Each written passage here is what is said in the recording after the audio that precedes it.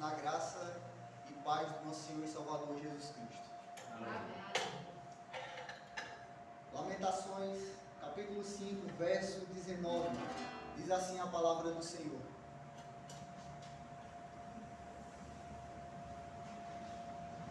Tu, Senhor, reinas eternamente, o teu trono subsiste de geração em geração. Amém. Ouviremos uma oração invocatória e de adoração. Convido o pastor Obed.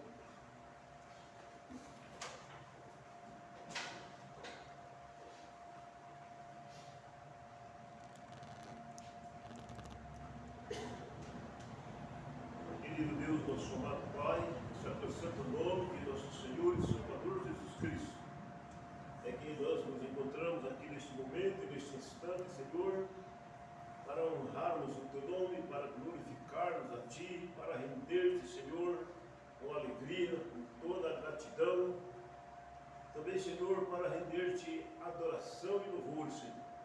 Pedimos, Senhor Pai, que venha nos abençoar e aceitar, ó Deus, este culto que neste instante, no nome do Senhor Jesus Cristo, está sendo dedicado a Ti, Senhor, por intermédio dos Teus filhos, de todos os Teus servos e de todos aqueles, ó Deus, que nesta noite vieram entrar destas portas para dentro, com o sentimento e o intuito, ó Pai, de render a Ti toda a adoração, toda a glória e todo o louvor. Venha nos abençoar, Senhor, e dirigir a alegria do nosso coração, também, Senhor, a virtude, o prazer de servir-te, ó Deus, porque a Tua palavra nos ensina que devemos servir-te, ó Pai, com alegria, ó Pai. E por isso te pedimos esta alegria dos altos céus. Que o Teu Santo Espírito, Senhor, venha assistir conosco e nos abençoar nesta noite. Tira, Senhor, todo qualquer pensamento, sentimento ou improviso que há de passar nas mentalidades aqui presentes nesta noite, ó Pai. Tu podes, ó Deus, pelo Teu Santo Espírito, tirar todas estas coisas para que os Teus filhos, ó Pai, com alegria e com o coração aberto, se encontrem na Tua augusta presença e tribute a Ti, Senhor, honra, louvor, adoração, Senhor, pois a Ti devemos toda esta glória, Senhor. Abençoe também a pessoa do nosso irmão que está conduzindo este culto nesta noite, fazendo, Senhor, a parte litúrgica, que ele, Senhor, possa ser também usado pelo Teu Santo Espírito, cheio do Teu poder, Senhor, possa conduzir esse trabalho na alegria, na voluntariedade do seu coração, servindo ao Senhor na beleza de sua santidade. Dá-nos graça, aceite a nossa adoração, aceite os louvores, Senhor, que hão de ser dirigidos a Ti nesta noite, bem como as orações de cada um dos Teus filhos, que em espírito também, Senhor, voltam-se a Ti na oração. Senhor, nós te oramos com alegria, agradecidos no nome santo do Senhor Jesus, por esta bênção de poder servir-nos neste momento. É em nome de Jesus, Teu Filho amado, nosso Salvador, que nós te oramos neste momento. Amém. Amém. Amém. Glória a Deus. Vamos entoar o hino de número 3. Será transmitido aqui no telão.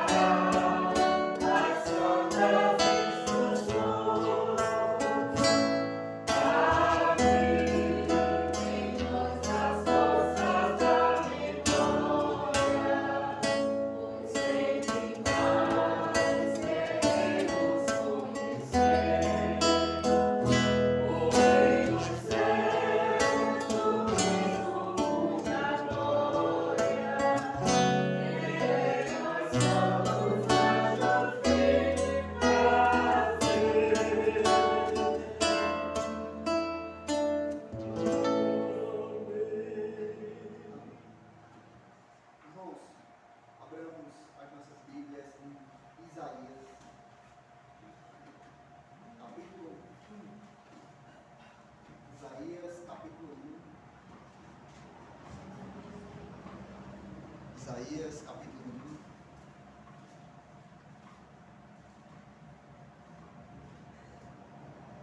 1. Estarei fazendo a leitura do verso 18 ao 20. Acompanhem atentos. Todos encontraram? Amém. Diz assim a palavra do Senhor. Vinde, pois, e arrazoemos, diz o Senhor. Ainda que os vossos pecados sejam como a escarlata, eles se tornarão brancos como a neve. Ainda que sejam vermelhos como o carmesim, se tornarão como a lã. Se quiserdes e me ouvirdes, comereis o melhor desta terra. Mas se recusardes e fordes rebeldes, sereis devorados à espada, porque a boca do Senhor o disse. Amém. Amém. Ouviremos, na verdade faremos uma oração de contrição silenciosa, confessando ao Senhor os nossos pecados, as nossas faltas diante dele. Após alguns segundos, eu convido a nossa irmã Ávila que esteja nos elevando a Deus em oração, uma oração de agradecimento pelo perdão gracioso do Senhor. Oremos.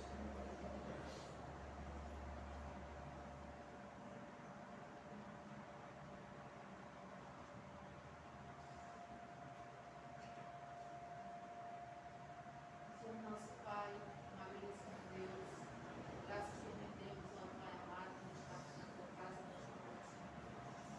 Em nome de Jesus, ó Pai, neste momento, nós te pedimos perdão, Senhor Deus, pelos nossos pecados.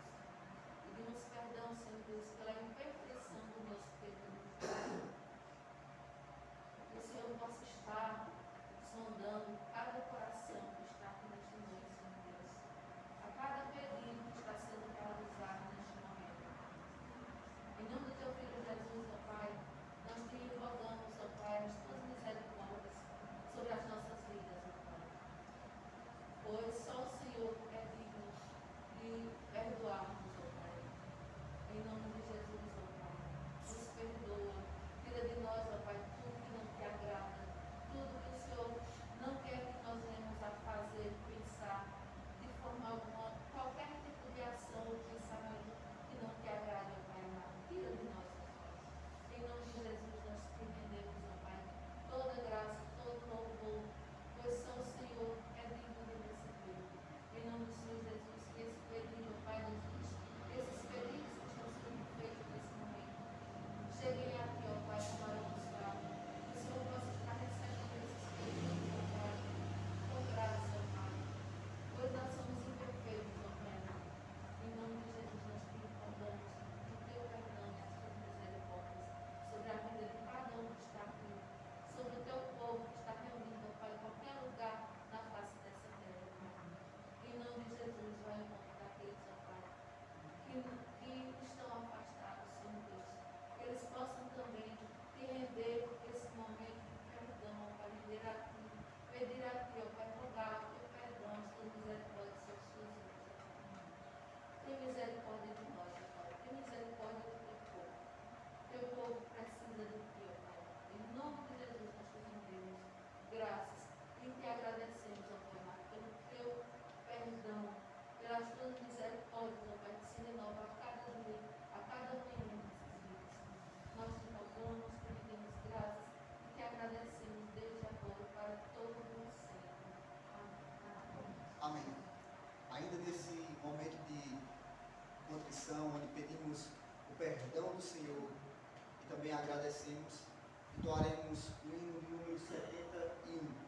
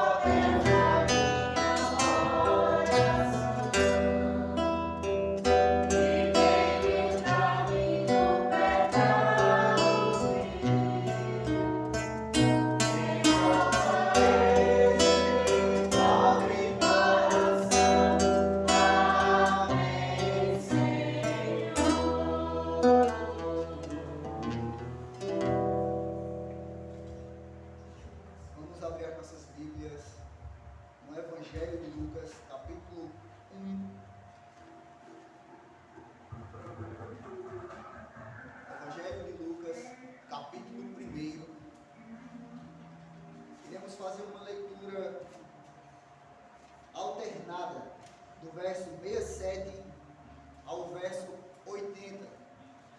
Convido os irmãos que se coloquem de pé, aqueles que forem encontrando. Darei um tempo para que todos encontrem.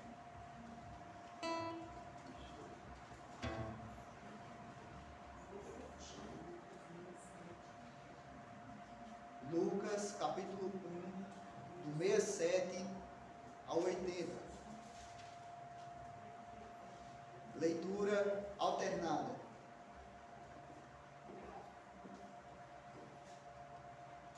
Diz assim a palavra do Senhor.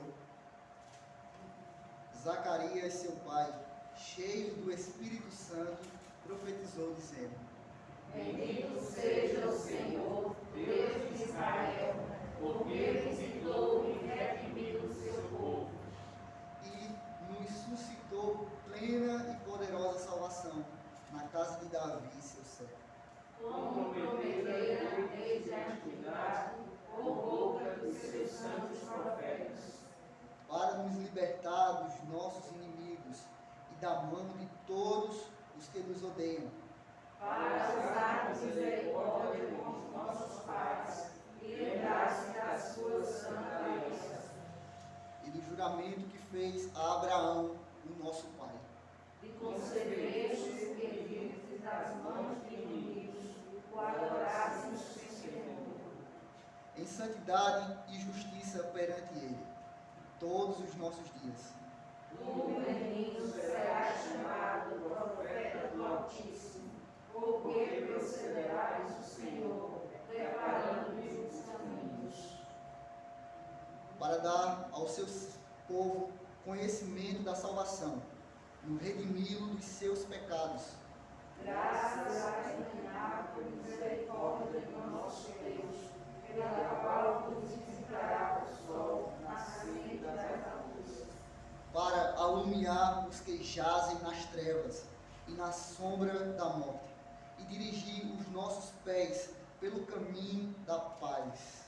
O menino crescia e se fortalecia em espírito, e viveu nos exércitos até o dia em que havia de manifestar-se a Israel. Os irmãos podem sentar. Entoaremos o hino ofertório, o hino de número 61. No decorrer deste hino, convido o diácono Narciso que faça o recolhimento das ofertas.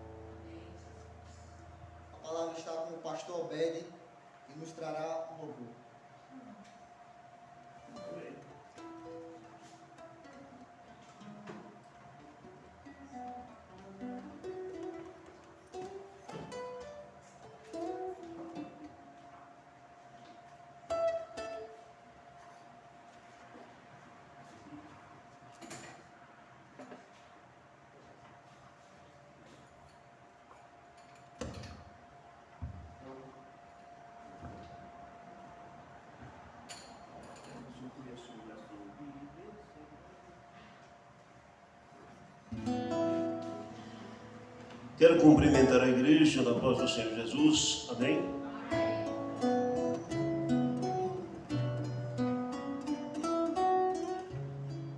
Hoje é um dia que comemora-se alguma coisa, né? Quem lembra? O que é que estamos comemorando hoje? Quem lembra? Muito bem. Hoje é um dia da Bíblia, né? Segundo domingo de dezembro, comemora-se o dia da Bíblia. Que maravilha, né? Tem um tomzinho de sol aí para nós.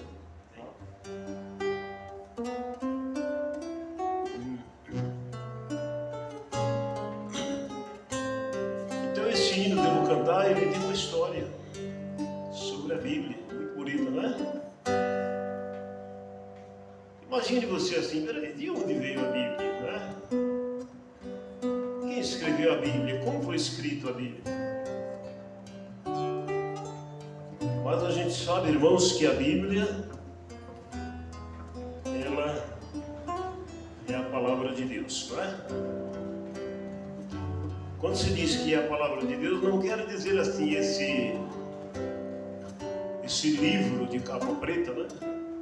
Não é isso que significa a palavra de Deus. A palavra de Deus é o verbo da vida. A palavra de Deus é a inspiração do Todo-Poderoso. Certa feita, um grande rei resolveu queimar um dos livros da Bíblia. O nome desse rei era Joaquim. Aí ele falou, não, esse livro aqui da Bíblia não precisa não. Vou queimar ele. Aí selecionou o livro de Jeremias e havia um fogo assim, um braseiro aceso. Aí ele pegou aquele livro, o livro de Jeremias, jogou no fogo. O que foi que aconteceu? Queimou, né? Claro. Aquele rei queimou a palavra de Deus? Não. Ele não queimou a palavra de Deus porque ele não conseguia, ninguém consegue queimar a palavra. Na verdade, principalmente a inspiração do Todo-Poderoso. A Bíblia é inspirada por Deus. Quando os homens escreveram, apenas estavam fazendo um trabalho gráfico, uma grafia. Mas o Espírito era, por sobreexcelência, o Senhor Deus falando. É aquele mesmo Espírito que falou o Apocalipse para que João escrevesse, não é? O mesmo Espírito Santo. Então, irmãos, a Bíblia significa isto, a inspiração de Deus para o homem. Que maravilha, não é verdade? É uma grande bênção. Por isso, ela chama-se Bíblia Sagrada, porque existem também outras Bíblias. A palavra Bíblia vem do grego e significa livros. Quando se fala livros, não quer dizer um livro isolado, mas a própria palavra já está dizendo, significa uma coleção de livros. Uma coleção de livros. Por isto, a Bíblia contém 66 livros. Entendeu, irmãos? Sem contar outras Bíblias que acrescentaram lá, não é? Mais 7 livros titulados os livros de Macabeus, que não confere com a inspiração divina.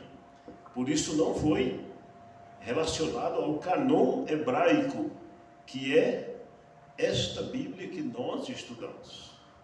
Por isso ela é Bíblia sagrada, porque não é outro livro como outros quaisquer. Tá bom, irmãos? Por aí se vai. Então esta Bíblia, ela veio do céu, ela veio inspirada por Deus. E esse hino é muito bonito porque ele diz que é um livro de amor. esse hino diz que ele é um livro sagrado. Ele diz que esse hino diz que a Bíblia é um livro rejeitado pelo vituperador, não é? Então, é também a luz que ilumina as nações, os povos, todos quantos Deus os criou. Então, é na realidade o livro santo. E o hino diz assim: livro santo de Jesus. A grande mensagem desse hino é dizer assim, escute bem. Perdoe. Livro sagrado, livro santo de Jesus. Em ti eu quero aprender a levar a cruz. Ó livro santo, só em ti pode habitar as palavras de amor que dos lábios do Senhor saiu para em ti gravar. Como é bonito, como é lindo. E a história é muito maravilhosa. Tenha cuidado para não confundir uma coisa. Às vezes você confunde com quem vai cantar. Quem vai cantar muitas vezes não está com nada, né? Mas o importante é a mensagem que é extraída na poesia deste hino. Amém? Então vamos ouvir, não é? Vamos ouvir. E o tom.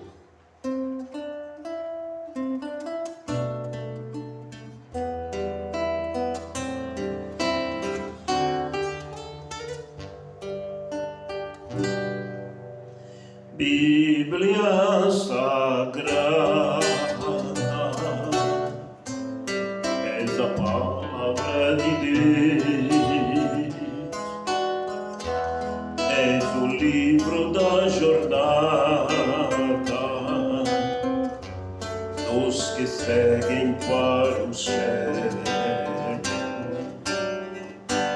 és a carta enviada que o atalaia traz nas mãos, és o ritmo da jangada dos que falam a salvação. Livro de amor, livro que nos dá prazer no Salvador, no Espírito e no saber. Ó livro santo, só em ti pode habitar as palavras de amor que dos lábios do Senhor saiu para em ti gravar. Bíblia Sagrada, és o livro de amor, és o livro rejeitado pelo vituperador. És o livro que nos fala contra o vício, a corrupção. És o livro que nos manda falar desta salvação. Livro do céu, livro santo do Senhor, livro dos livros que transforma o pecador, livro sagrado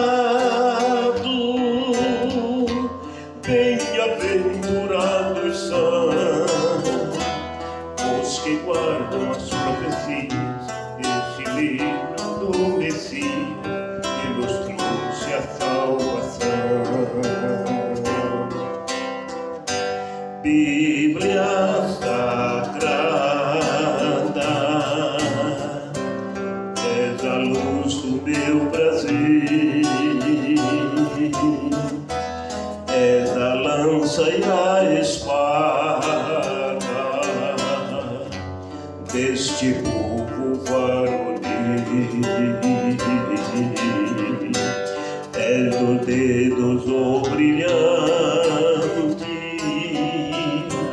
do jardim mais linda flor, és a luz mais radiante que nos mostra o Salvador. Livro sagrado, livro santo de Jesus, em ti eu quero aprender a levar a cruz. Ó livro santo, só em ti pode habitar as palavras de amor que dos lábios do Senhor saiu para em ti gravar.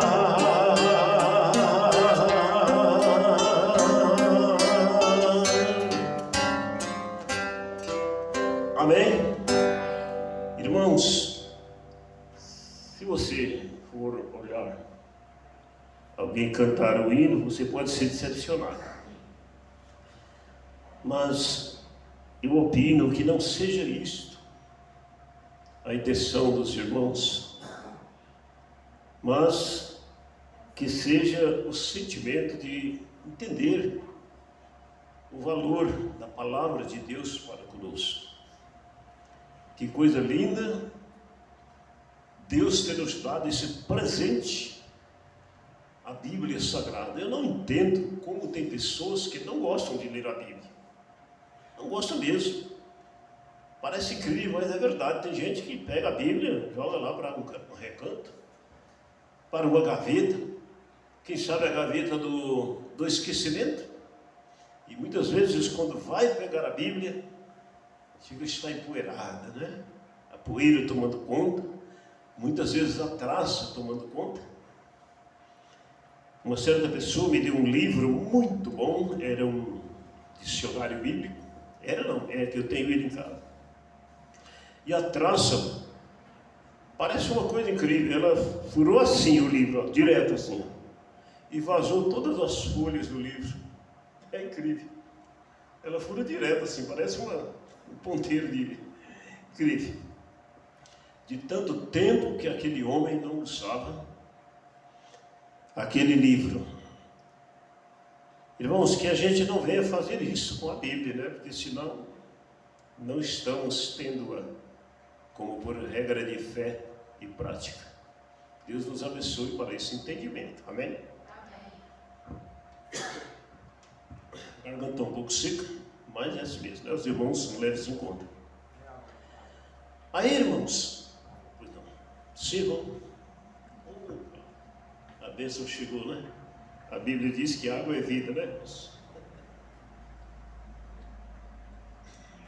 Maravilha, obrigado, irmão, Deus o abençoe. Aí, irmãos, quando a gente pega a Bíblia e coloca na prática da palavra, para usarmos, para lermos, para nos dedicar, a gente vai lendo, vai se aprofundando, vai querendo mais e mais conhecimento. Eu não consigo me conter sem ler a Bíblia. Tantas coisas que eu preciso ler, quase que eu falava que precisava, não preciso, toda hora. E quando eu li a Bíblia 12 vezes, eu falei assim, não vou mais ler a Bíblia, já li muito. Eu vou ler agora outros livros que eu preciso de outros conhecimentos paralelos. Claro, também na mesma linhagem do conhecimento da Bíblia. Comecei a ler outros livros. Nem fui muito, irmãos. Já voltei de novo para a Bíblia e me agarrei com ela. Aí eu li pela 13ª vez, pela 14ª vez, pela 15ª vez, e agora estou lendo pela 16ª vez. Não consigo parar de ler a Bíblia. A minha esposa dentro de casa me faz uma crítica. Ah, você só vive com esse nariz aí dentro da Bíblia E muitas vezes nem preenche tudo que a Bíblia fala, e nem vamos preencher, na verdade. Uma coisa que não podemos deixar é de ler a Bíblia. Que preenche e que não preenche. Ai de nós se não conhecermos a Bíblia. Ai de nós se não conhecermos a Bíblia. Gente, vamos ler a Bíblia. Esse é o conselho que se dá.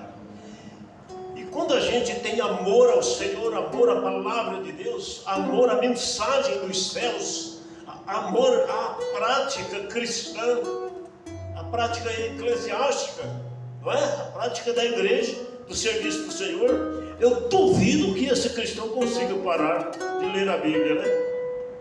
Não é verdade? Eu duvido. Se eu fosse fazer algumas perguntas aqui, eu ia tomar por referência alguém que eu duvido 1000 vezes que tais irmãos consigam parar de ler a Bíblia. É impossível, irmãos. E sabe por quê, irmãos? Eu vou dizer a você por quê, por intermédio do cântico deste hino que eu vou cantar agora. Amém? Amo. Não, vamos mudar o tom um pouquinho mais alto, está muito baixo. Vê se o irmão consegue aí um tom para mim. A gente fica um pouco seguro lado, por isso que eu gosto de pegar o violão, porque a gente vai no tom certo. Veja o tom do lá para a gente ver como é que está. Amo. Acho que dá aí. Amo. Não há razão porque eu não devo amar. Eu amo e sou feliz assim. Amo, não há porquê eu precise mudar. Amo, pois tenho Cristo em mim. Amo a mensagem da graça da Bíblia Sagrada que me trouxe a paz. Amo a palavra da vida que ao céu me convida e vida me traz. Amo a sã consciência do dever cumprido e vivo a cantar.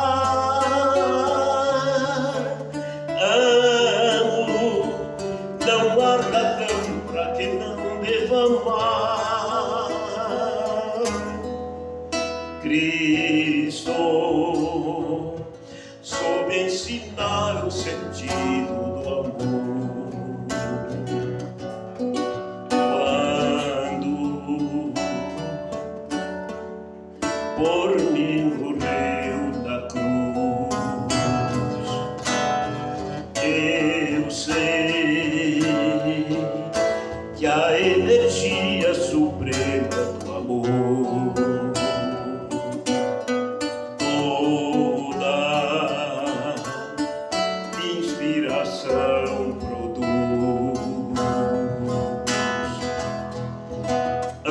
mensagem da graça da Bíblia Sagrada que me trouxe a paz.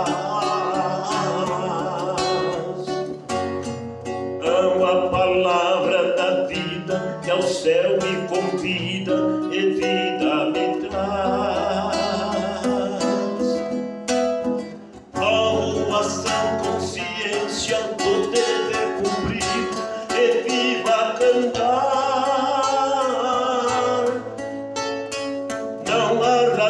Para que eu não devo amar. Não há razão para que eu não devo amar. Não há razão para que eu não devo amar.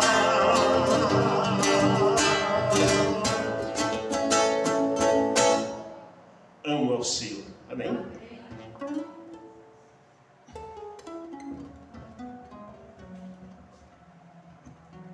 A palavra está agora com o irmão Apolinário.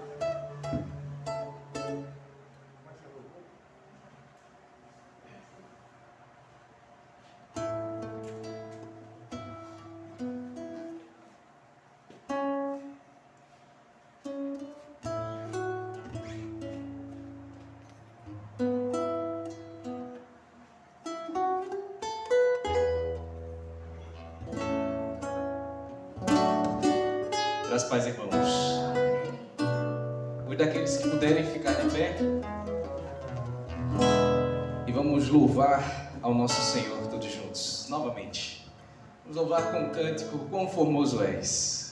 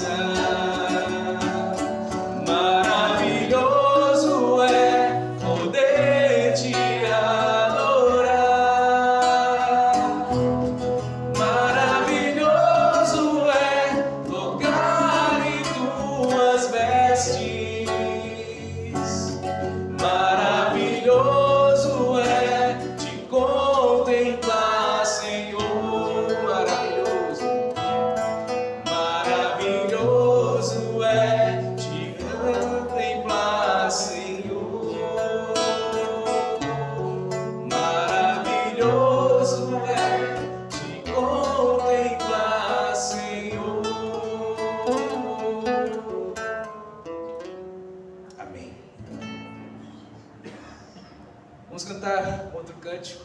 Esse cântico não está aqui no Data Show, mas todos conhecem, Divino Companheiro. Amém?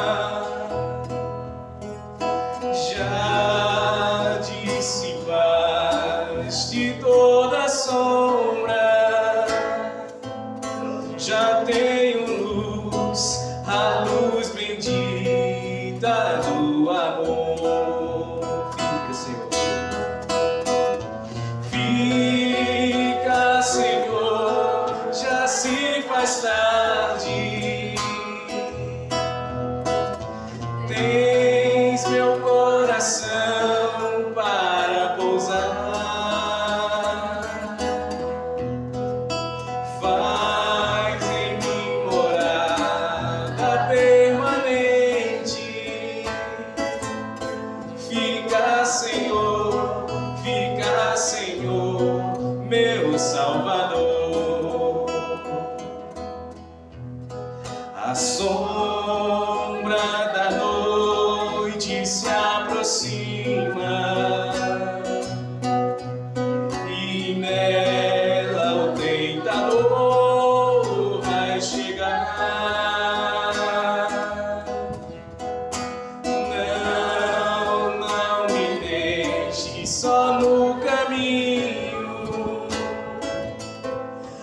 ajuda-me, ajuda-me até chegar. Fica, Senhor, já se faz tarde. Tens meu coração para pousar. Faz em mim morada permanente. Fica, Senhor, meu Salvador. Fica, Senhor. Fica, Senhor, já se faz tarde. Tens meu coração para pousar. Faz em mim morada permanente. Fica, Senhor, meu Salvador.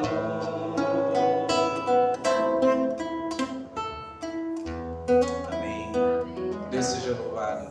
Divino é o nosso companheiro. Amém? Deus abençoe e Deus seja louvado. Os irmãos vão sentar.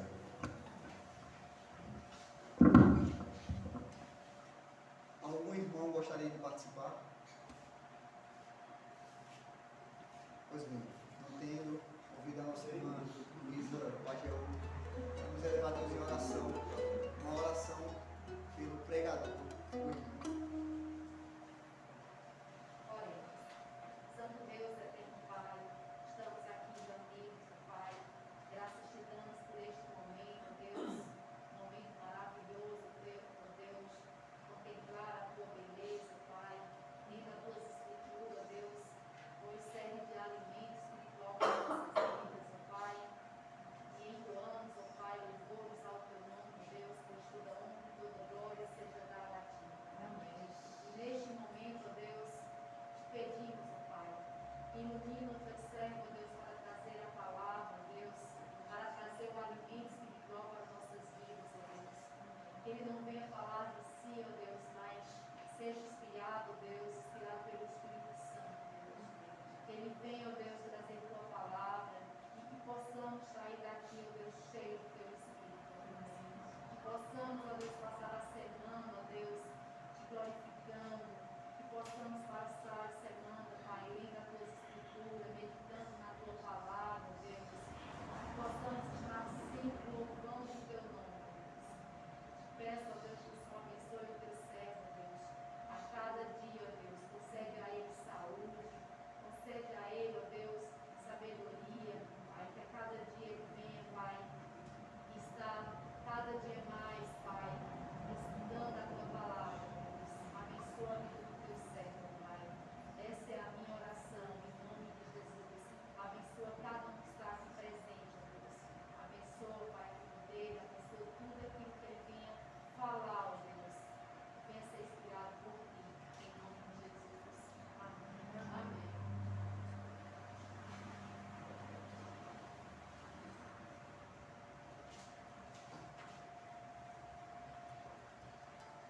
Graças a paz, meus irmãos. Convido os amados a abrirem suas Bíblias em Apocalipse capítulo 3. Livro de Apocalipse, capítulo 3, versículos do 14 ao 22. Carta à igreja em Laodiceia. A igreja é morna espiritualmente.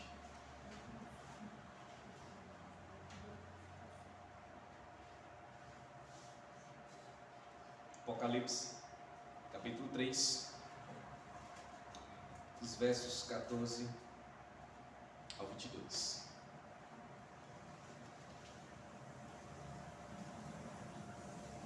Assim diz a gloriosa palavra do Senhor. Ao anjo da igreja em Laodiceia escreve: estas coisas diz o Amém, a testemunha fiel e verdadeira, o princípio da criação de Deus. Conheça as tuas obras, e nem és frio nem quente. Quem dera se fosses frio ou quente. Assim porque és morno e nem és quente nem frio, estou a ponto de vomitar-te da minha boca.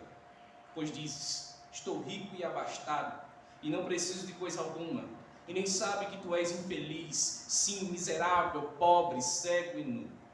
Aconselho-te que de mim compres ouro refinado pelo fogo, para te enriqueceres, vestiduras brancas para te vestires, a fim de que não seja manifesta a vergonha da tua nudez, e colírio para ungir os olhos, a fim de que vejas. Eu repreendo e disciplino a quantos amo. Sê, pois, zeloso e arrepende-te. Eis que estou à porta e bato. Se alguém ouvir a minha voz e abrir a porta, entrarei em sua casa e cearei com ele e ele comigo. A vencedor dar-lhe-ei sentar-se comigo no meu trono, assim como também eu venci e me sentei com meu Pai no seu trono. Quem tem ouvidos, ouça o que o Espírito diz às igrejas. Amém. Amém. Carta à igreja de Laodiceia, a Laodiceia, que é a igreja espiritualmente morna. Essa carta, meus queridos, ela consta aqui nos últimos versículos da primeira sessão do Apocalipse. Os irmãos que estavam na escola dominical lembram como é a interpretação de Apocalipse, em 7 sessões. Então essa primeira sessão fecha com a carta à igreja Laodiceia. E nessa primeira sessão nós vemos aqui Cristo se apresentando, sendo o autor dessa revelação, porque o livro de Apocalipse vem do grego Apocalipse, que significa revelação, certo? Então, o autor dessa revelação é o próprio Jesus Cristo, e sendo João apenas o escrivão dessa revelação, um amanuense, né? Também pode ser dito. E essa revelação deveria ser lida para as 7 igrejas da Ásia, deveria ser levada a essas 7 igrejas, onde essas 7 igrejas elas representam aqui todas as igrejas, de todos os lugares e também de todos os tempos. João escreve aqui como Cristo lhe aparece, e aqui é uma visão de João, e ele escreve como o Alfa e o Ômega, o princípio e o fim, aquele que anda no meio dos candeeiros, ou seja, aquele que anda no meio das igrejas, e que tem na sua mão direita as 7 estrelas, ou seja, o Cristo soberano sobre toda a criação. Aquele que está no meio de todos nós e que tem o domínio de toda a igreja, o próprio Cristo. Logo após dessa apresentação, no capítulo 1 de Apocalipse, Jesus passa aqui a falar para as 7 igrejas. Ele começa a falar a igreja de Éfeso, Esmirna, Pérgamo, Tiatira, Sardes, Filadélfia, chegando aqui a igreja em Laodiceia. Cada um com elogios, cada um com suas reprovações, apenas 2 igrejas mostrando apenas elogios, que é a igreja de Esmirna e a igreja de Filadélfia, e apenas uma igreja que contém apenas reprovações, que foi a que acabamos de ler, a igreja em Laodiceia. Não há nenhum elogio de Jesus para a igreja de Laodiceia. A única coisa boa que a igreja tinha era mesmo a sua opinião de si mesma, e que era totalmente falsa.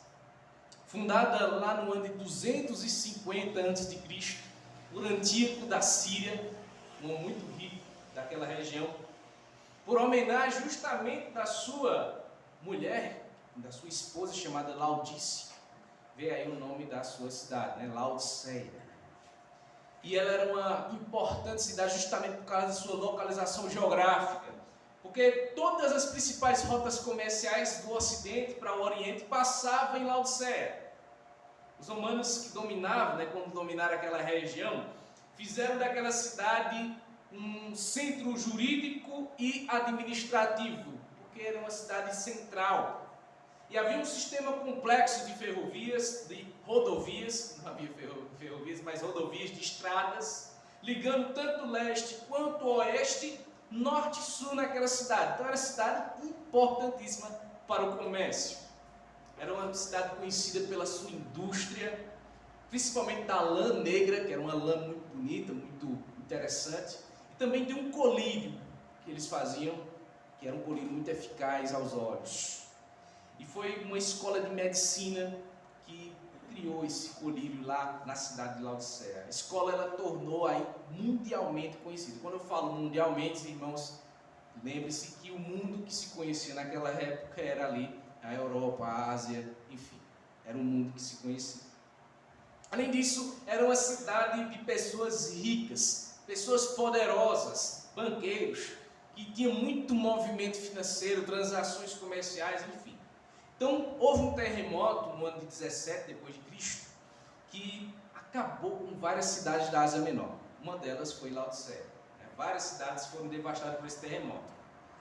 E aí a cidade de Laodiceia recebeu a ajuda do governo de Roma, mas aconteceu um outro terremoto, esse no ano 60.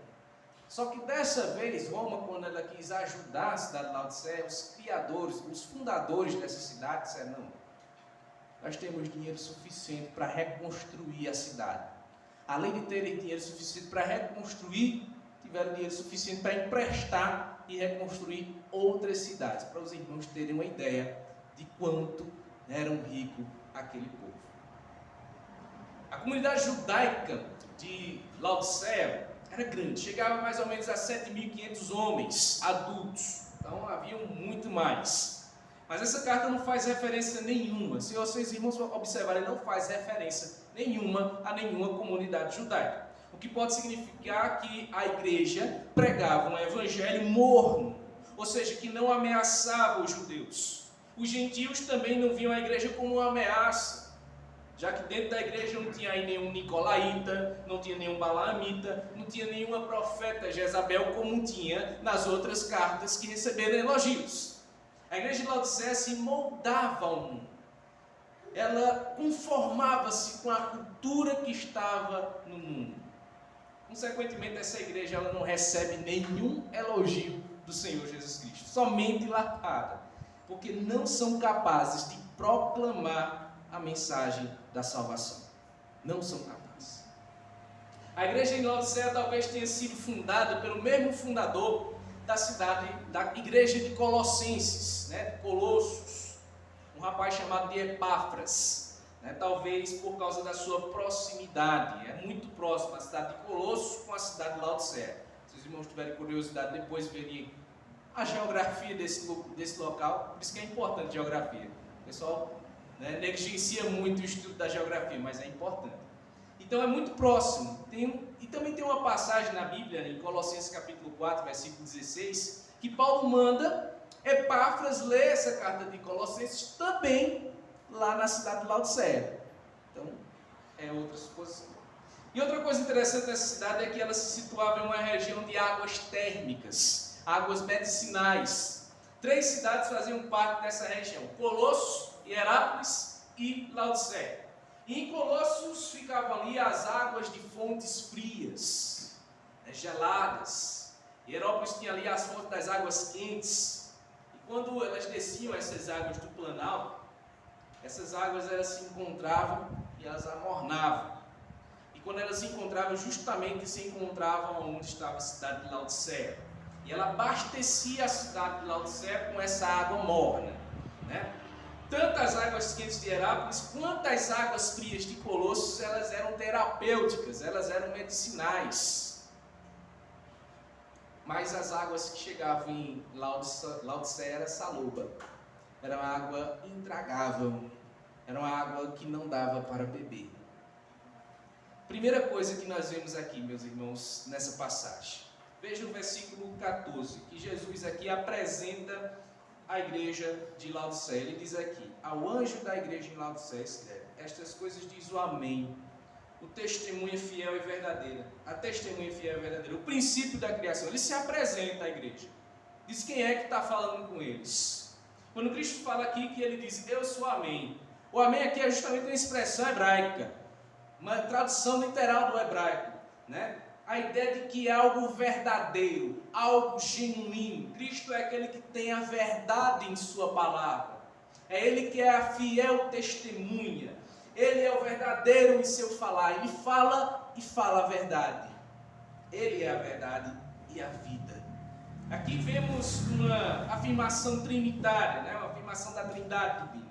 que ele é o Amém, a testemunha fiel e o princípio da criação. Cristo é o Amém, testemunha fiel, o verdadeiro, ambos expressando a mesma coisa. Cristo é o verdadeiro Israel. Quando Cristo apresenta aqui como um princípio da criação, isso é interessante, muitos interpretam esses versículos de maneira equivocada, querendo que Cristo seja uma criatura de Deus. Porque eu sou o princípio da criação. Traz a ideia de que Cristo é uma criatura. Mas essa é a interpretação errada. Todas as coisas foram criadas para Ele, por meio dEle e para Ele. Né? Então tudo foi criado por Ele, porque dEle, para Ele e por meio dEle foram feitos todas as coisas. É esse o sentido de Cristo ser o princípio da criação. Ele é o primogênito da criação, porque foi a partir dele que tudo teve início. A palavra, o verbo, e o verbo era quem? Era Deus. Todas as coisas pertencem a Jesus, porque ele é digno de louvor e glória. E logo após de Cristo se apresentar à igreja, de Laodiceia, Cristo começa a fazer um diagnóstico desta igreja. Começa a dar o resultado da igreja de Laodiceia. Uma igreja muito semelhante à igreja de Sardes, morta e igreja acomodada. Observe aí o versículo 15 e 16. Cristo mostra o diagnóstico dela. Conheço as tuas obras, que nem és frio nem quente. Quem dera fosses frio ou quente. Assim porque és morno e nem és quente nem frio, estou a ponto de vomitar-te da minha boca. Podemos observar aqui, meus queridos, Cristo percebeu que essa igreja perdeu seu vigor, perdeu seu valor, perdeu sua visão e perdeu suas roupas. Aquela igreja era uma igreja anímica, ela era frouxa. E Jesus observa justamente sua falta de fervor espiritual. Na vida cristã, há 3 temperaturas espirituais. A primeira temperatura é quando nós conhecemos a Cristo, o primeiro amor. O primeiro amor, a gente está com um coração ardente. Depois vem um esfriamento espiritual com o tempo, coração mais frio. A gente vai acostumando com as situações, com os problemas e tal. E logo após, se nos acostumarmos realmente a esse esfriamento espiritual, vem um coração morno, a apatia espiritual. Essa igreja ela não passava por tentações. Essa igreja não passava por perseguições, por negação, por apostasia. Nenhum problema tinha nessa igreja. Não havia nenhum problema teológico, não havia nenhum problema moral dentro daquela igreja. O que faltava naquela igreja era fervor espiritual. Uma igreja acomodada, uma igreja confortável com a situação. As preocupações dessa igreja não eram espirituais, eram meramente materiais. Talvez seus empregos eram mais importantes, talvez seus patrimônios, seus investimentos, seus negócios, suas reputações eram as coisas mais importantes para a igreja. Não havia uma preocupação em ser testemunha de Cristo, em viver uma vida em serviço para o Senhor. Não pregavam e não ensinavam o Evangelho para o avanço da sua igreja e para o crescimento do reino de Deus. Ainda que estivessem com suas Bíblias, eram apáticos, eram indiferentes e totalmente negligentes com a obra do Senhor. Jesus disse que conhecia as obras daquela igreja. Mas que obras? Jesus apresenta alguma obra? Não, porque não tinha. Não tinha nenhuma obra. Além disso, Jesus observa que o crente morno, é o pior do que o incrédulo frio. É pior do que o incrédulo frio. Não há nenhum valor em um cristianismo morto ou morno. Cristo prefere trabalhar aqui com pessoas que estão cheias do fogo do Espírito Santo para cumprir a sua ordem, ou com aquelas que nunca receberam a sua palavra, que nunca ouviram a sua palavra sobre a mensagem da salvação e dispõe a ouvir. As águas mornas da cidade de Laodiceia tinham um alto teor de carbonato de sódio. E o carbonato de sódio gerava vômito quando alguém ia tentar beber. Semelhante a ela eram os crentes de fachada, Os crentes que viviam ali para fazer qualquer coisa para o Senhor eram totalmente sem sabor, sem paladar do Senhor, ao ponto do Senhor querer vomitar. Muito mais honroso ser um ateu declarado que ser um ateu prático dentro da igreja. Um ateu prático é aquele que diz que crê em Deus, diz que crê em Jesus, mas vive como se não conhecesse.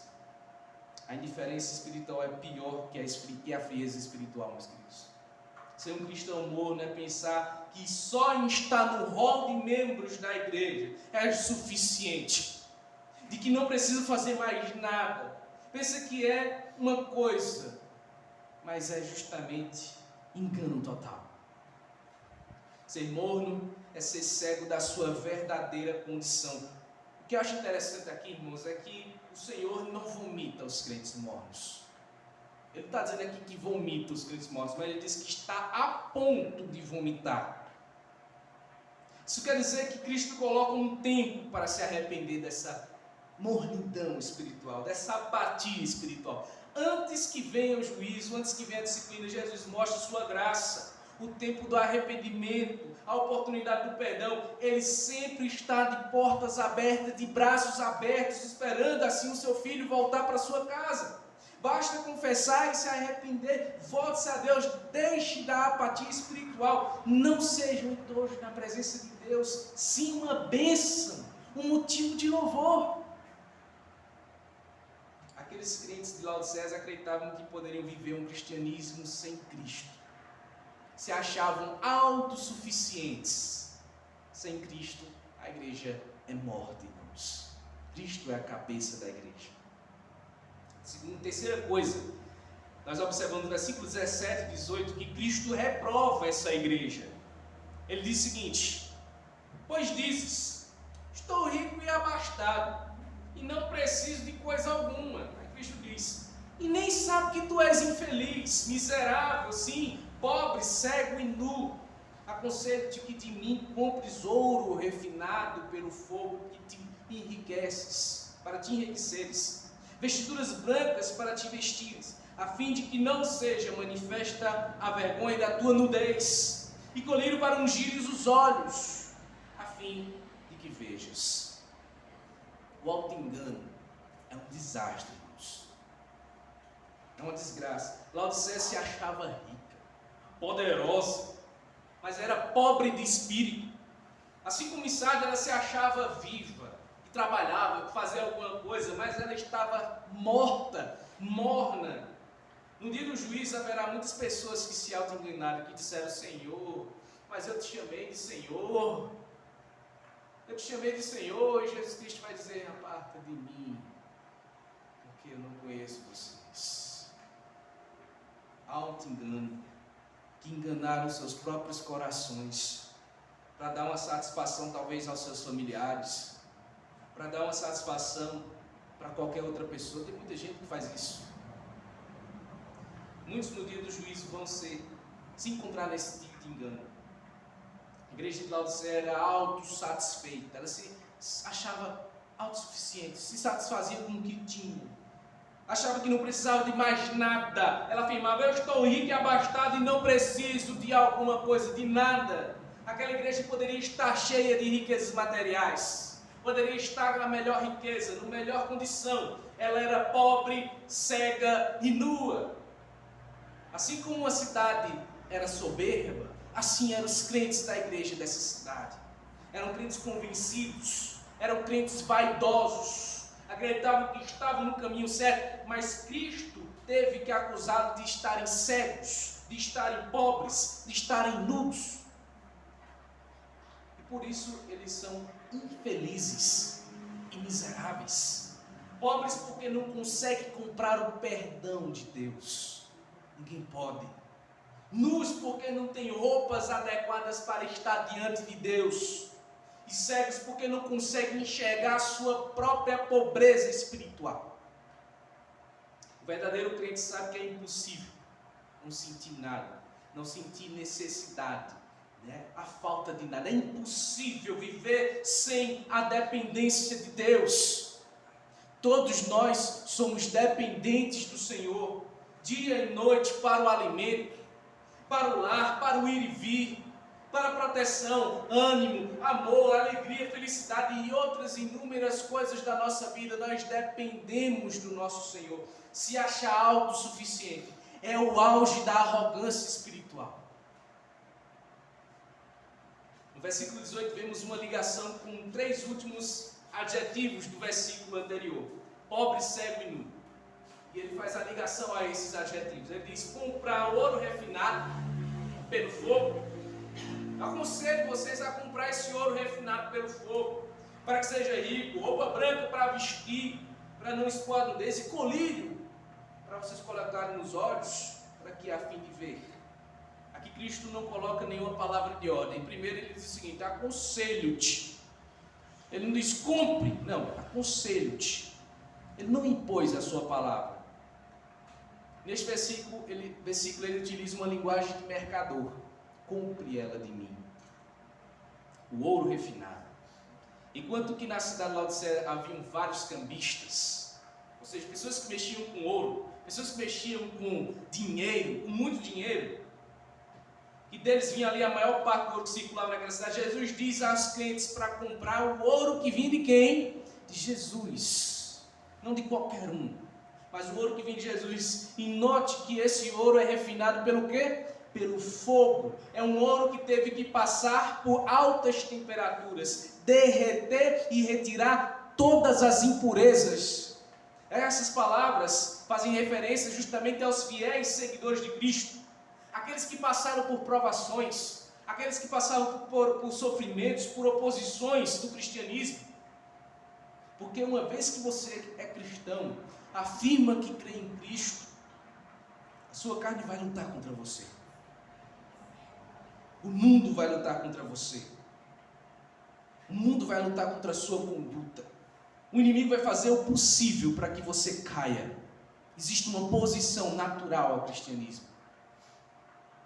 O ouro aqui é um outro termo para a fé, coisa que é muito mais preciosa do que qualquer ouro encontrado nesse mundo. O ponto principal aqui é que todas as suas impurezas, elas serão queimadas pelo fogo da provação, do modo que vai sair do fogo a fé pura. E consequentemente, seu amor por Cristo será muito mais puro. Como já foi dito, Laodiceia era conhecida por suas fábricas de lã, de tecidos.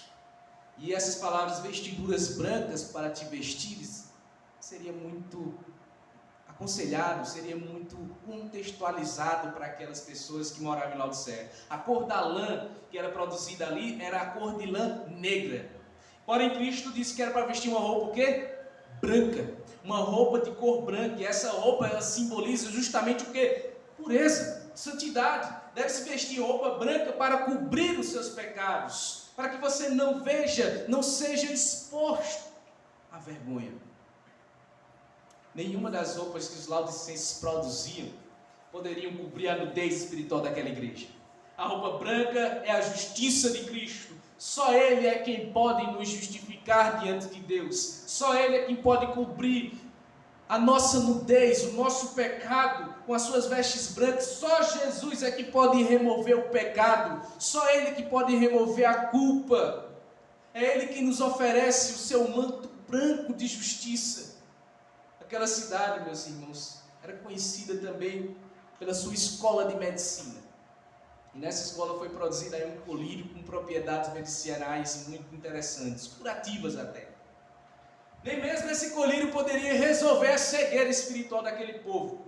O seu auto-engano, somente o colírio de Jesus seria capaz de fazê-los ver a sua cegueira, de ver os seus próprios pecados à luz da palavra de Deus, ao andar com Jesus, que é a luz do mundo.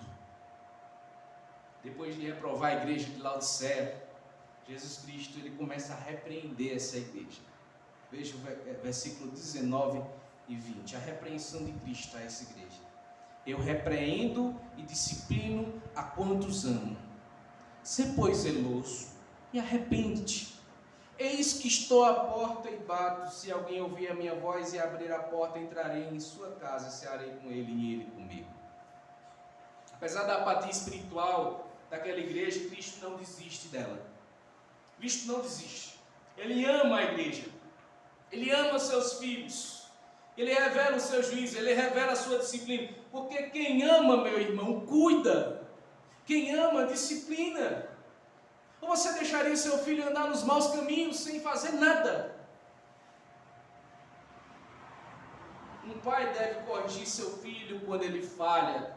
Porque ele não corrigir. Se o pai não corrigir seu filho, ele não ama. Ninguém quer um pai que não corrige o seu filho. Nenhum pai que ama o seu filho quer ver seus filhos no mau caminho. Assim Deus faz com o seu povo. Assim Deus faz com seus filhos. Quando este caminho pelas estradas erradas, pelas estradas ruins, ele disciplina, ele corrige, porque ele ama a igreja, irmãos. Para uma pedra brilhar, ela precisa do quê? Ser lapidada. Para a uva produzir um vinho maravilhoso, ela precisa ser o quê? Ela precisa ser prensada. Deus nos ama, por isso Ele nos dá o tempo de arrependimento. Ele não usa o seu juízo imediatamente, porque se você pedir justiça, meu irmão, vai acontecer. Mas Ele não usa isso, Ele é misericordioso. Ele é misericordioso, meu irmão, mas Ele sempre usa essa sua misericórdia. Deus está disposto a nos perdoar. Se arrependa da sua apatia espiritual, se arrependa da pobreza espiritual, se arrependa da autossuficiência, se arrependa da cegueira espiritual. Como está a igreja de Laodiceia? Arrepender-se é dar as costas a um cristianismo de aparências, de faz de contas, de mornidão. Nunca ninguém foi salvo por causa de uma falsidade piedade, de uma falsa piedade. Ninguém foi salvo assim. Não há hipócritas no céu. Devemos vomitar as hipocrisias da nossa vida. A mornidão espiritual, o auto-engano, porque do contrário, Deus nos vomitará. Devemos procurar ser zelosos da igreja, trabalhar com espírito voluntário, ser fiéis na palavra de Deus, na conduta com o Senhor. O versículo 20 foi muitas vezes mal interpretado para a questão de evangelização. Muitos utilizam para evangelizar os outros, mas ele não é muito apropriado para a evangelização. Por quê? Porque aqui Cristo bate a porta de uma pessoa viva. E quando Cristo bate na porta de uma pessoa que está morta espiritualmente, como essa pessoa vai levantar-se para abrir essa porta? Não tem como. Esse versículo é para a igreja que conhece o seu Senhor, mas que deixou o seu Senhor fora da sua casa, que esqueceu ele lá, que não quer deixar ele entrar. Isso é para a igreja. A igreja de Laodiceia não tinha vida espiritual, não tinha intimidade com Jesus. E Jesus se coloca aqui figuradamente fora do coração do crente, batendo no coração do crente, para que ele possa abrir a porta e entrar e cear com Jesus Cristo, ter intimidade com o Senhor Jesus Cristo. É a sua responsabilidade acordar desse sono espiritual. É sua. De abrir, de se levantar desse sono espiritual, abrir a porta e deixar Jesus entrar na tua vida. Ao que é incrédulo, é Cristo quem entra na porta dessa casa e ressuscita aquela pessoa. É Cristo quem faz essa obra de ressuscitar, fazer essa obra milagrosa. Mas aqui a responsabilidade é do crente, é sua responsabilidade de ler a Bíblia, é sua responsabilidade de orar, é sua responsabilidade de estar com intimidade, em comunhão com Deus. Se um crente não ora, se o crente não lê a Bíblia, não faz nenhum esforço para ter comunhão com Deus, o pastor Robert me dizia uma coisa, que essa pessoa que vive assim, Deus não quer nem conversa com você. E é horrível pensar assim. Perceba, Deus é soberano. Deus sabe todas as coisas. Deus é quem elege, Deus é quem escolhe os salvos. Porém, há um mistério aqui. O ser humano é responsável por nutrir isso. Você é responsável para abrir a Bíblia e lê-la. Você é responsável por fazer isso. A soberania de Deus e a responsabilidade humana fazem parte da mesma moeda, só que são dois lados. É preciso ouvir a voz de Jesus. Mas como, meus irmãos? Como ouvir a voz de Cristo? Como ouvir? Através das Escrituras, através de um sermão, através de um hino, de um cântico. O pastor muito fala aqui das mensagens que tem nos cânticos, nas músicas, porque elas têm mensagens.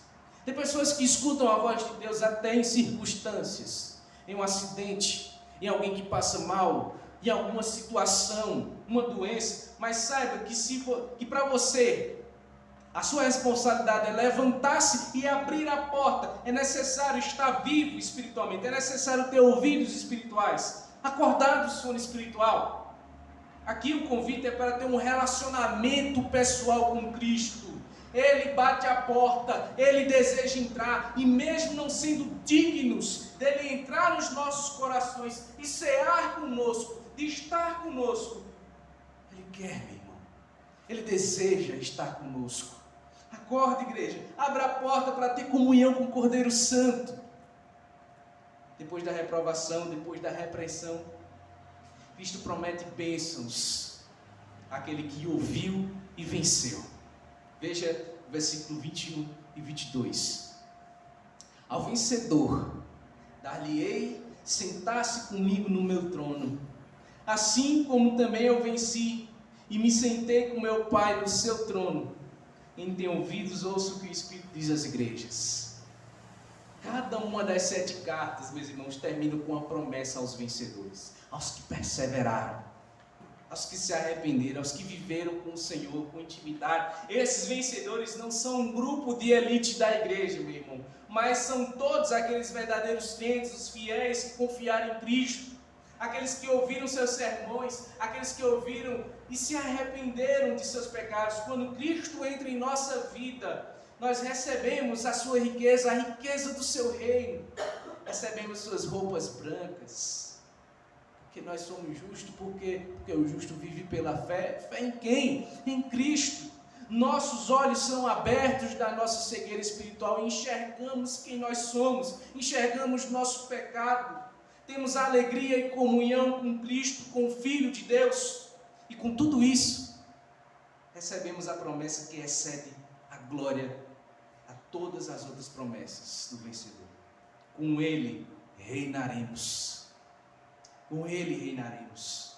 Quando abrirmos a porta para Cristo entrar em nossa vida, recebemos essa promessa, meu irmão, de entrar na casa de Deus, na casa do Pai. Quando recebermos Cristo na nossa mesa para cear conosco, recebemos essa promessa de sentarmos com Ele no seu santo trono de autoridade e poder. E Cristo finaliza a carta de Laodiceia com todas as outras cartas. Quem tem ouvidos, ouça o que o Espírito diz às igrejas. Ouça a voz de Cristo. Acorde do sono espiritual. Tenha comunhão com Ele, intimidade com o Senhor Jesus Cristo. E viva uma vida fiel ao Senhor, ao Cordeiro Santo. Que Deus nos ajude a sermos fiéis. Que Deus tenha misericórdia. Que Deus possa nos dar o espírito de arrependimento de nossos pecados e vivermos uma vida íntegra, uma vida íntima na presença do nosso Senhor. Que Deus nos abençoe e que Deus nos dê suas misericórdias. A Ele toda a glória. Amém? Amém. Que Deus os abençoe-nos.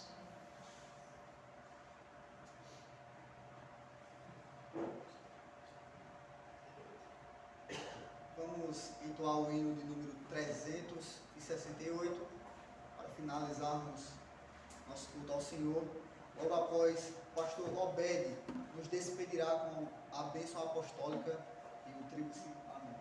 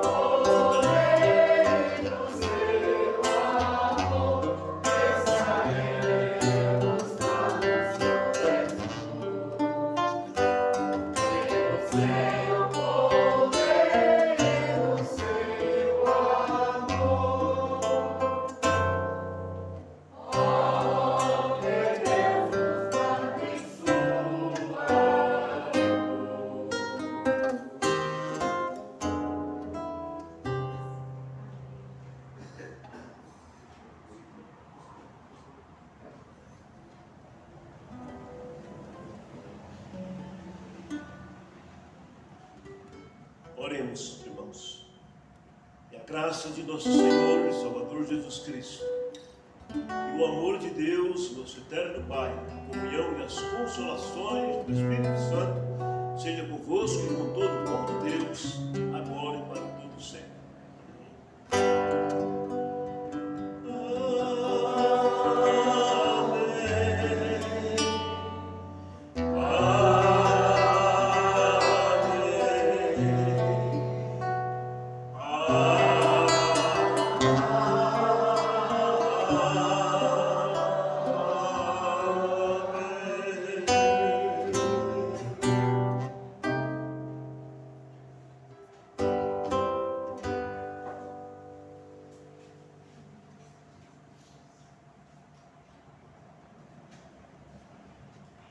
Irmãos, agradecemos a Deus primeiramente, né, ao Senhor, por estarmos aqui reunidos por mais um domingo. Agradecemos novamente aqui às auxiliadoras pela recepção, pela organização lá do congresso, foi muito bom, muito maravilhoso. Então agradecemos a dona Naeta, a irmã Naeta, a irmã Ávila, a irmã Téria, enfim, todos que participaram. Juan, né, você é um rapaz, um exemplo aqui dentro da igreja, né? Então, é um menino de ouro, diz a história, né? Foi um braço forte ali pra gente. Então, agradecemos muito a cada um dos irmãos que participaram, que fizeram parte, que oraram, estiveram juntos, né? Então, obrigado e agradecemos como a igreja aqui pela participação, pela colaboração e por esse espírito de voluntário, né? Essa é a espontaneidade, isso é que é o que deixa a gente alegre, feliz em fazer a obra do Senhor, é ver pessoas que estão ali trabalhando, não por obrigação, mas trabalhando por espírito de vontade, de voluntário, por boa vontade. Isso é muito bom. Não é morno, né? Não é morno. Não morno, mas fervor espiritual. Então, obrigado. Que Deus nos dê paz para os nossos lares. Essa semana temos culto de oração nas quintas-feiras, 7 horas da noite. Próximo domingo teremos escola bíblica dominical, né, às 9h30 da manhã, e culto de adoração. O liturgo serei, né, este que vos fala, é o pregador, o presbítero Roberval. Amém? Que Deus nos abençoe, nos leve em paz para os nossos